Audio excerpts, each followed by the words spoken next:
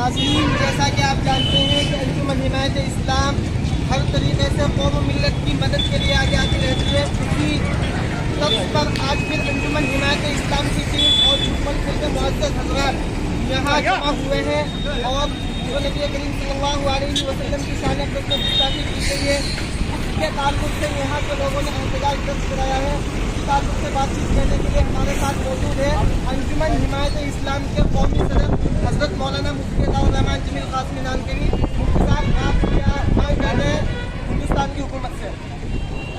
हम भारत सरकार से ये मांग करते हैं कि भारत मुल्क जो है इसमें तमाम मजहबों के मानने वालों का एहतराम किया जाता है और हमारे नबी ने बताया है कि तमाम मजहबों के पेशवाओं का एहतराम करो, तमाम मजहबों की किताबों का एहतराम करो, तमाम मजहबी मकामात का एहतराम करो। तो दुनिया के अंदर अगर हमारे उम्मत मुस्लिमा के मुसलमानों के मजहब को ठेस पहुँचाई जाती है तो हमारे मुल्क के हम अपने माननीय प्रधानमंत्री जी से और योगी आदित्यनाथ जी से मांग करेंगे कि वो फ्रांस के तमाम प्रोडक्ट का बाइकआउट करें और फ्रांस से जो भी मामलात हैं उन पर बात करें कि इस तरह का जो भी आप नबी की शान में गुस्ताखी कर रहे हैं वो बर्दाश्त नहीं की जाएगी।